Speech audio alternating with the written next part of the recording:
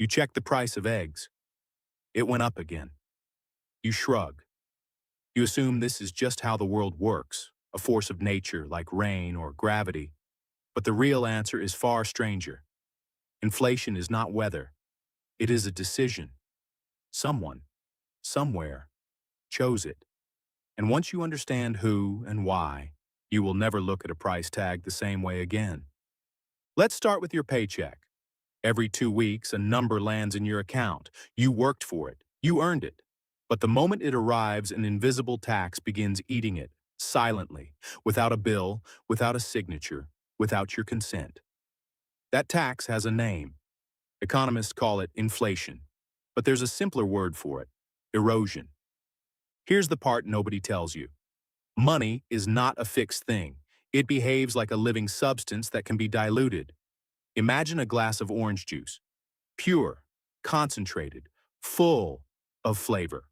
Now imagine someone pours in a cup of water. The glass looks just as full, but the juice is weaker. Do that again next year, and again the year after. Eventually, you're drinking flavored water and calling it juice. That's what happens to a dollar over time. The number stays the same. The substance gets diluted. So who's pouring the water? In 1913, the United States created the Federal Reserve, a central bank tasked with managing the nation's money supply. Economist Milton Friedman spent much of his career studying exactly this system, and he arrived at a conclusion that still unsettles people today. Inflation, he argued, is always and everywhere a monetary phenomenon, not weather, not bad luck, a direct result of how much money gets created and how fast. Think about it this way. If there were only 100 apples in the world and $100 to buy them, each apple costs a dollar. Simple. Now imagine someone prints 100 more dollars overnight, but the apples don't multiply. There are still only 100 apples. Now there's $200 chasing them. Suddenly each apple costs $2. Nothing about the apple changed. The fruit isn't better. The tree didn't work harder. The only thing that changed is how much money exists. That's inflation, stripped down to its simplest form. But why would anyone choose to create more money if it weakens what people already have?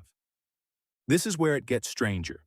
Governments carry debt, enormous debt, often larger than their entire economy. And debt, unlike apples, doesn't shrink on its own. It has to be paid back or dealt with somehow. Here's the secret nobody explains in school. Inflation is one of the easiest ways to shrink debt without ever touching it directly.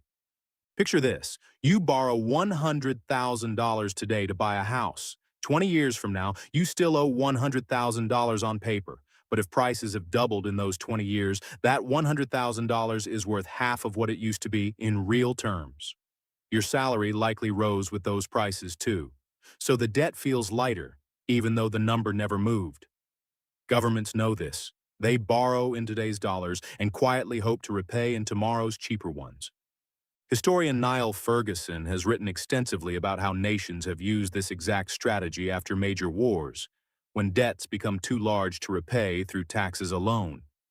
Rather than default outright, which destroys trust and credit, governments have often preferred a slower, quieter method. Let the currency lose value gradually. Let prices drift upward. Let debt shrink in the background, 1 percentage point at a time, while everyone is busy living their lives. Is this a conspiracy? Not exactly. It's simpler than that and somehow more unsettling. It's an incentive. Anyone holding debt benefits from inflation. Anyone holding cash gets quietly punished by it. And governments, almost everywhere, hold enormous amounts of debt. So the incentive isn't hidden in a smoky room. It's built into the structure of the system itself. Here's where the twist deepens. Not everyone experiences inflation the same way. Assets like real estate, stocks, and businesses tend to rise in value alongside inflation, sometimes faster. Cash sitting in a low-interest savings account does not. Economist Thomas Piketty examined this pattern across centuries of financial data and found something consistent. Wealth stored in assets tends to grow faster than wealth stored in wages or plain cash. Inflation doesn't hit everyone equally. It quietly transfers value from savers to owners, from wage earners to asset holders. It doesn't rob everyone at once. It robs unevenly and slowly enough that most people never notice the transfer happening at all. Now here's the modern mirror. Have you noticed how everything feels slightly more expensive than it used to, but your habits haven't dramatically changed? A coffee that costs $3 now costs 6. A movie ticket, an apartment, a bag of groceries. Nothing about your lifestyle exploded, but somehow the same life costs more to maintain. That's not you losing control. That's the water being poured into your glass of juice, slowly, consistently, over years. Does that mean inflation is evil? Not necessarily. A small, steady amount of inflation actually keeps economies moving. It encourages spending and investment rather than hoarding cash under a mattress. Central banks target something like 2% a year, believing it strikes a healthy balance. The problem isn't inflation existing. The problem is not understanding that it exists and building your financial decisions as if money were a fixed, unchanging thing. So what do you actually do with this knowledge? You stop treating cash as a place to store long-term wealth. Cash is a tool for spending today, not a vault for tomorrow. You start asking what assets tend to outpace the dilution. Historically, that has meant ownership, owning a piece of a business through stocks, owning property, owning something that produces more of itself over time, rather than something that simply sits there losing quiet value year after year. You also start reading prices differently, not as random increases, but as a message. When your favorite snack shrinks in size but keeps the same price, that's not the manufacturer being sneaky for fun.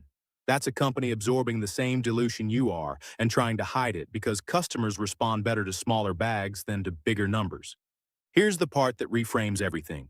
You always assumed prices went up because things got more expensive to make. Sometimes that's true, but often it's the opposite direction entirely.